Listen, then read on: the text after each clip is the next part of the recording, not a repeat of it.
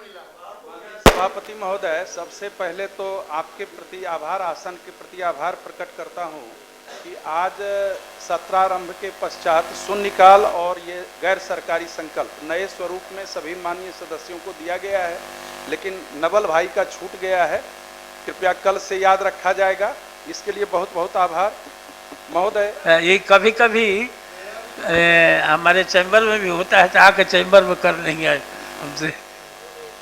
सभापति महोदय, तो मिला ही है। यह बिहार विधान परिषद राज्य सरकार से अभिस्ताव करती है कि वह राज्य के सरकारी तथा मान्यता प्राप्त माध्यमिक उच्च माध्यमिक विद्यालयों में विभागीय अधिसूचना के तहत निर्धारित अवकाश तालिका के अनुरूप ही नामांकन, पंजीयन, परीक्षा आदि कार्यों के साथ साथ प्रशिक्षण कार्यक्रमों को भी आयोजित कराना सुनिश्चित करावे।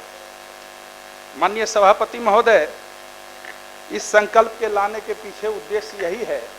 प्रशासनिक विभाग शिक्षा विभाग है, लेकिन बिहार विद्यालय परीक्षा समिति द्वारा चाहे वो मासिक परीक्षा हो या वार्षिक परीक्षा हो या सेंटअप परीक्षा हो, विभाग द्वारा यूडाइस कोड का कार्य हो, पंजीयन कार्य हो, परीक्षा प्रपत्र भराने का कार्य हो, आए दिन लगभग 5-7 वर्षों से देखा जा रहा है विभागीय जो अधिसूचना है, जो निर्धारित अवकाश तालिका है, उसकी अनदेखी करके बिहार विद्यालय परीक्षा समिति भी और विभाग भी, एक बिहार शिक्षा परियोजना है, एक SCERT है, राज्य शिक्षा एवं शोध संस्थान, शिक्षण प्रशिक्षण संस्थानों में छुट्टी में ही चलाती है। तो ये कहाँ का नियम है? एक तरफ प्रशासनिक विभाग छुट्टी निर्धारित करती है, दूसरी तरफ छुट्टी के दिन परीक्षा लिया जाता है। सामान्य प्रशासन का सभापति महोदय पत्र है बिहार सरकार का, मंत्री महोदय, जो कि अगर छुट्टी के दिन कोई भी कार्य किन्हीं से लिया जाएगा तो 1 दिन के बराबर वेतन दिया जाएगा। काहे नहीं क्षतिपूर्ति दिया जाता है? उसके बदले एक और विकल्प है, अगर छुट्टी के दिन कोई भी कार्य होगा तो उसके लिए अतिरिक्त अवकाश देय होगा, लेकिन कहीं कुछ देय नहीं होता है। पिछले साल ग्रीष्मावकाश की चोरी कर ली गई। मतलब हम इस शब्द को इसलिए कह रहे हैं, सभी सदन जान रहे हैं, सदन में भी ये बात उठी थी, ग्रीष्मावकाश में छात्र छात्राओं के लिए अवकाश निर्धारित था और शिक्षकों को ग्रीष्मावकाश में सिर्फ स्कूल में बैठने के लिए कहा गया। तो ये क्या क्या विभाग में हो रहा है। अभी भी मंत्री महोदय को हम धन्यवाद देते हैं, मुख्यमंत्री महोदय को भी धन्यवाद देते हैं, जो कि 10 से 4 बजे का जो समय था, जो दैनिक अवकाश था, जो विद्यालय संचालन का था, उसमें शनिवार को मंत्री महोदय छोड़ दिया गया है। शनिवार को मुख्यमंत्री महोदय ने विधानमंडल में ही कहा था, आपने भी कहा था, शनिवार को सब दिन हाफ डे होता था। तो ये सब जो हो रहा है, कम से कम इसको आप माननीय मंत्री जी के लिए कुछ छोड़िए। महोदय विभागीय स्तर पर ये स्पष्ट मंत्री महोदय कर दें, चूंकि मैं कोई ये संकल्प लाने की जरूरत ही इसलिए हुई, जो कि जो सामान्य प्रशासन विभाग का निर्देश है उसके तहत या तो क्षतिपूर्ति उनको अवकाश दें या तो उनको 1 दिन के बराबर वेतन दें, नहीं तो आप ये निर्धारित कर दें जो शिक्षा विभाग का अवकाश है उस अवकाश के दिन कोई भी कार्य नहीं होगा, चाहे विविध प्रोत्साहन योजना हो वो भी खोल दिया जाता है। छठ के दिन पूजा है, लोग अर्घ देने जाएंगे, उस दिन ऑनलाइन आप नामांकन कीजिए, रजिस्ट्रेशन कीजिए, अब टीचर वहां बैठे रहेंगे, तो छुट्टी क्यों दे? तो मंत्री महोदय इसको संजीदगी से सहानुभूति ठीक है, बोल रहे और शनिवार को हाफ डे को देखा माननीय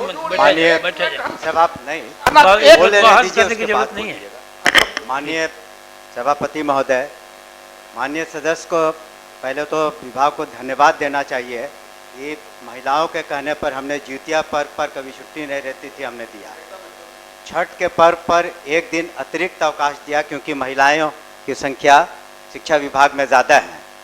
तो इसका भी उनको जिक्र करना चाहिए कि अगर हम लोग संवेदनशील नहीं रहते तो छठ पर अतिरिक्त, जबकि वो सरकारी घोषित नहीं सरकार, लेकिन नहीं।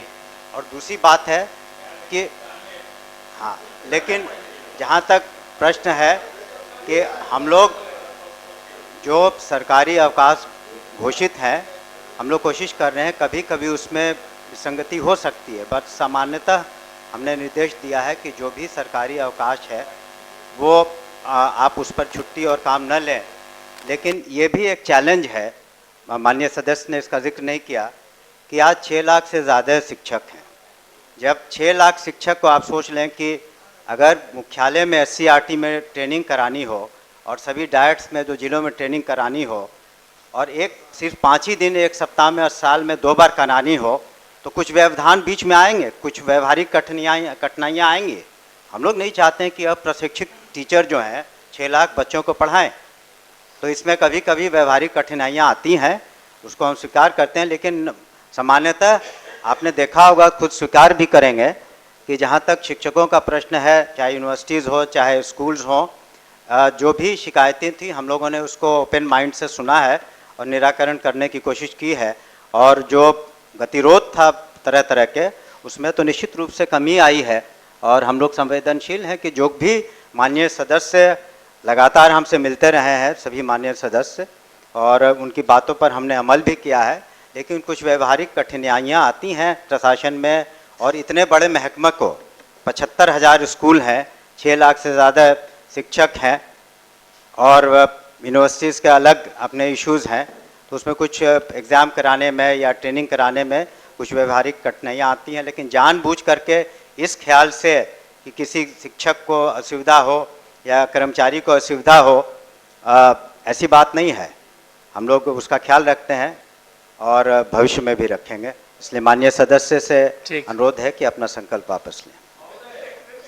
महोदय, हम लोग संजीव जी ने तो सिर्फ कहा है कि एक ही आदमी शिक्षा विभाग का जो मालिक है वो शिक्षा विभाग को संचालन करे। कई मालिक बन जाते हैं, कई महावत बन जाते हैं, इसके चलते कठिनाई हो रही है। और महोदय, कुछ तो अव्यवहारिक बात माननीय मंत्री, हम लोग संजीव जी ने तो सिर्फ कहा है कि एक ही आदमी शिक्षा विभाग का जो मालिक है वो शिक्षा विभाग को संचालन करे। कई मालिक बन जाते हैं, कई महावत बन जाते हैं, इसके चलते कठिनाई हो रही है।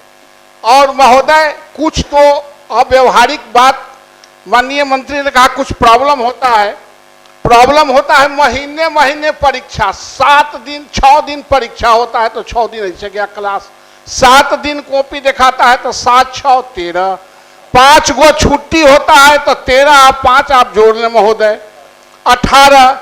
तो इस तरह से, और कोई उस रिजल्ट का असेसमेंट नहीं है। महीने महीने एग्जाम हम ही लोगों के स्कूल में, सरकारी स्कूल में होता है, और उसका असेसमेंट करेंगे तो 0। आखिर किस उद्देश्य से आप परीक्षा लेते हैं? तो आप असेसमेंट कीजिए ना कि उससे कुछ फायदा हुआ है या घाटा हुआ है।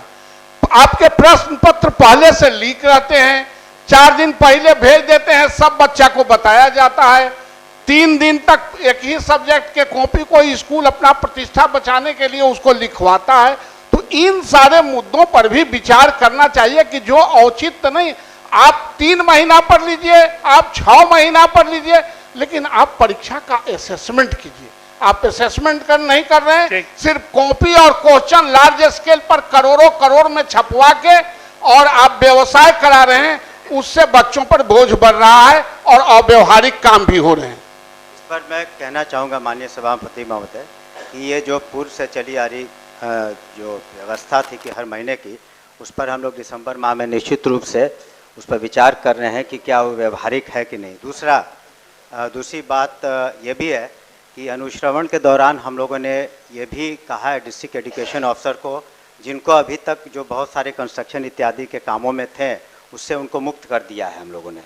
तो अब स्कूल्स की ग्रेडिंग भी हम लोग करना इसी वजह से चाहते हैं, इस ख्याल से नहीं कि कोई स्कूल अगर ग्रेडिंग में नीचे हो तो वहाँ पर किसी शिक्षक को हम लोग गलत व्यवहार करेंगे या उन पर कार्रवाई करेंगे। इसलिए हम लोग ग्रेडिंग करना चाहते हैं कि वैसे स्कूल जो अपना परफॉर्मेंस में थोड़े नीचे हैं, उनको ऊपर कैसे लाया जाए। तो ये जो बात आपने परीक्षा की कही, उसको व्यवहारिकता के दृष्टिकोण से हम लोगों ने देखा और दिसंबर में उस पर निश्चित रूप से एक निर्णय ले लेंगे। अब वापस लीजिए अपना संकल्प। अब तो वापस लेना है, बात को बहुत देर तक नहीं। सर इसको लाए हैं तो संक्षिप्त में सर निर्धारित है। मैं सर 33 दिनों का जो ईएल है वो भी पत्र निर्गत नहीं हुआ है। आपने ग्रीष्मावकाश की कटौती कर ली। दूसरी बात महोदय, बस सब बात आ गई, कंक्लूड सर वो नहीं आई थी, बस कंक्लूड कर रहा हूं। दूसरी बात, आप अतिरिक्त वेतन दें, अतिरिक्त अवकाश दें, ये आप सुनिश्चित करें। बस मेरा तो यही सवाल है, और तो कोई सवाल नहीं है। ना पूर्ण वेतनमान, दिसंबर में सब कर रहे हैं, जो राज्य कर्मी का वेतनमान, ना पूर्ण वेतनमान। माननीय मंत्री मैं ने आपसे आपके आग्रह किया है। आपके इस वचन से, जो कि मैं इसको दिसंबर तक में देखूंगा, परीक्षा के मामले में भी और अवकाश के मामले में भी प्रशासकीय विभाग ही कार्य कराएगा। आप कृपया अपने स्तर से बिहार विद्यालय परीक्षा समिति और शिक्षण प्रशिक्षण संस्थान को भेज दें पत्र, और उसके बाद मैं वापस लेता। ठीक, संकल्प अनुमति से वापस लिया गया। माननीय सदस्य नागेंद्र कुमार